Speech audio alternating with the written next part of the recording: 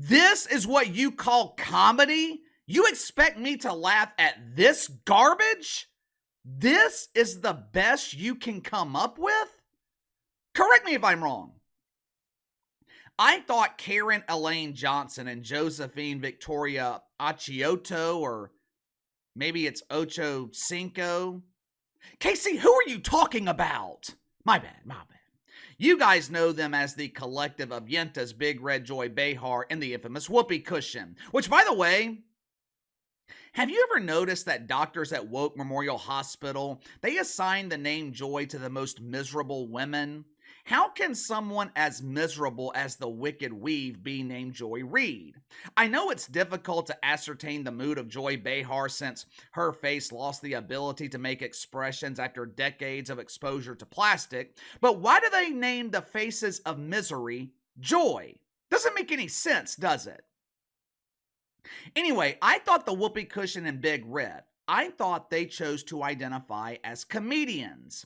When I hear the word comedian, my expectation is you have the ability to make me laugh. But I'm struggling to find the humor in what I saw Tuesday morning on The View.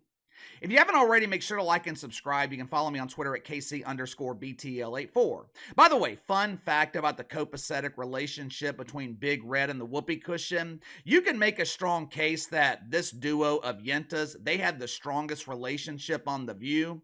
Joy Behar, she was so inspired by the incredible ability of Whoopi Goldberg to flatulate on command, she wrote a book about her in 2015. The book was titled The Great Gas Bag, an A to Z Guide to Surviving the Toxic Air on The View. I'm not making that up. Go check it out for yourself. Big Red, she presented the book to the public like it was about the object of their devotion, Donald Trump. But my inside sources tell me that this book, it was actually dedicated to the Whoopi Cushion.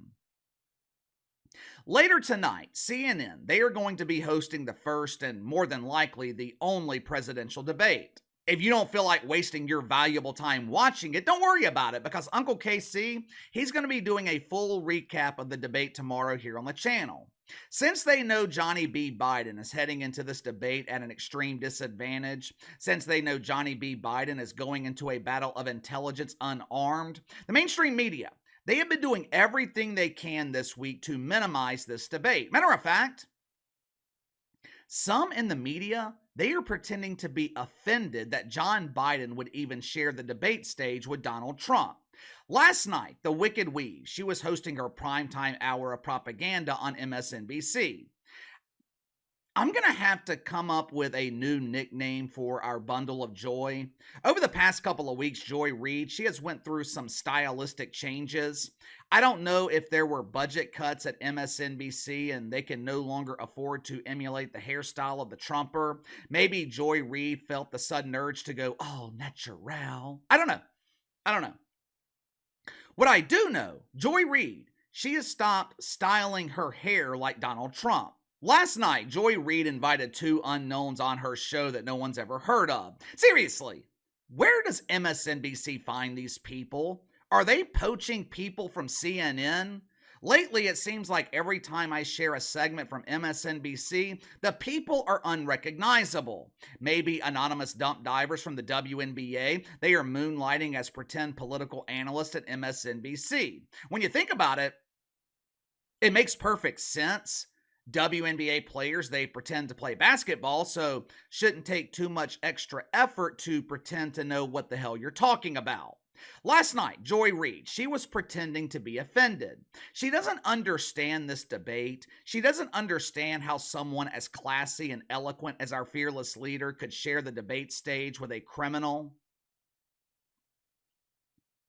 I don't know if you know this, Joy, but John Biden shares the dinner table with a criminal every night.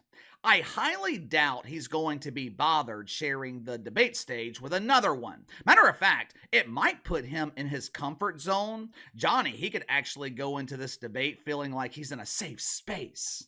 But anyway, Joy Reid, she is pretending to be sad and offended. To lighten the mood, she brings on some doofus who made a failed attempt at comedy. Watch for yourself. Are y'all as offended as I am about the fact that it's possible for this person who is a felon to stand next to the actual president and and we're supposed to take him seriously like that. There's something deeply offensive about that. Should Biden exhibit that? If I was still writing ads for Republicans, I would run an ad that basically said, "Why would the president stand with a convicted felon? How dare he be on the stage? He's associating with someone who's been convicted of 34 felonies." I mean, you can see how this thing could be inverted in a way, but I'm offended by it. I'm offended by the fact that Donald Trump has practically universal support in the Republican Party, even though they know what he is. You can't excuse it away. And Biden should not. Biden should say to Trump also, "Hey, Donald, I talk to a lot of Republicans. They want to work with me." Was that John Biden's cousin? I mean, they look to be about the same age. But as you just heard, the bald bull, he claimed that Republicans prefer working with John Biden over working with Donald Trump. What Republicans? Are you talking about Rafael Cruz, who for reasons unknown prefers to be called Ted?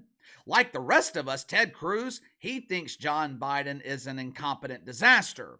Maybe the bald bull was talking about Lindsey Graham, or maybe the bald bull is full of shit.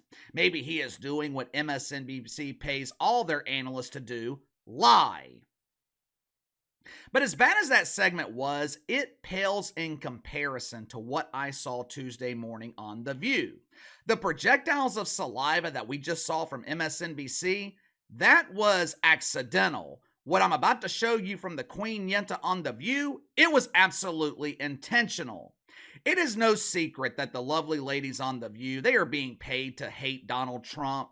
Well, Casey, that's not true. Whoopi Goldberg hates him so much, she can't even say his name. She's so traumatized, she can't even walk by the fruit stand anymore. She can't risk being exposed to the oranges. Oh, yeah?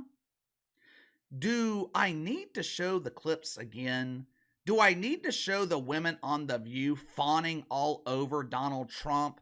Do I need to show the women on The View essentially fighting each other just to get the opportunity to touch him? Remember last week when I showed the clip of Big Red Joy Behar running her fingers through Trump's hair? They pretend to hate toxic masculinity, but it's the strangest thing.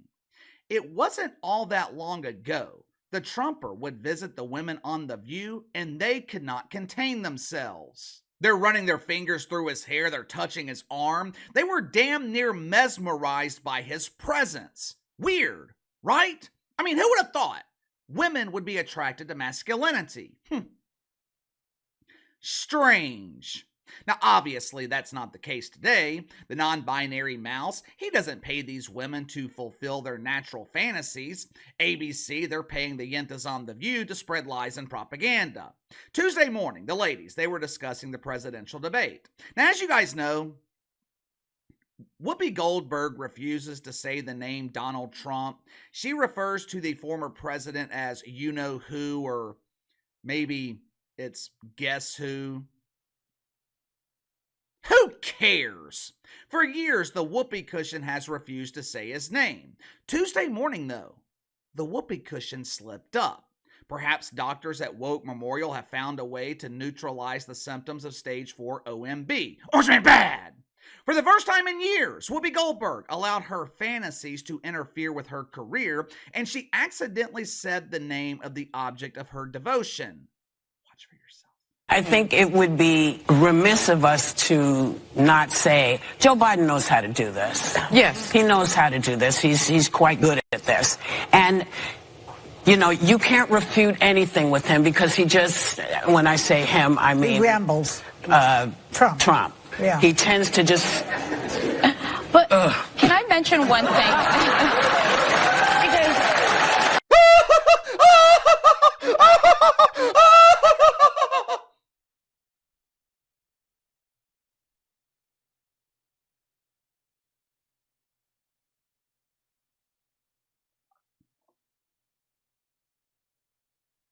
What the hell was so funny about that? Son Hostin was pretending to laugh so hard, she damn near fell out of her chair. Why? What is so funny about a grandmother spitting on her own floor? I thought the whoopee cushion set up her finisher by hiking her leg. You know how in fake wrestling, the wrestlers have these special moves that magically defeat their opponents? Same thing on The View. Each Yenta has a special maneuver. Alyssa the Farrah Griffin, the great pretender, she is just pretending to be there. When her opponent attempts to strike, she magically disappears, pretending to be somewhere else. Sun Hostin, Asuncion. Asuncion, she neutralizes opponents by blinding them with her radiance. And the whoopee cushion. This audience knows the special move of the whoopee cushion. It needs no description. She cranks that leg, unleashes a boodle breeze so powerful that it could wither a cactus in the desert. The question is, when did she decide to change things up? Has she abandoned the boodle breeze to unleash her venom through saliva? Whoopi Goldberg is 68 years old. 68 years old. Just think about that. She's old enough to be your grandmother. You know who I expect to behave this way? My nephews. My nephews are 7 and 4. I expect them to spit when they're angry. I expect them to have temper tantrums. I don't expect this type of behavior from a 68-year-old woman. Matter of fact, ladies, don't spit. I promise you, men do not find that attractive. You know, there's always been a certain level of respect that's given to the office of the president. We make fun of Johnny B. Biden all the time here on the channel. I don't know if I've even referred to him as Joe Biden in the last 3.5 years, but I'm not going to spit on my floor if I slip up and call him Joe Biden. Why would I do that?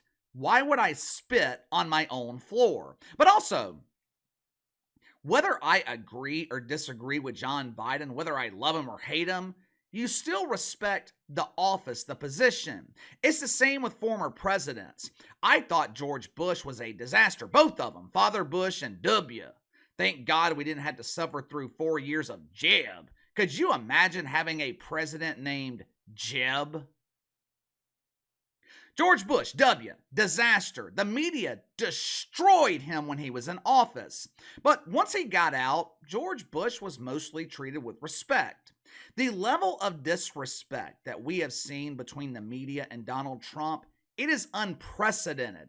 And the media wonders why they are rapidly losing influence. Not hard to figure out. Why would anyone listen? Why would anyone allow themselves to be influenced by a 68-year-old woman who spits on her own floor?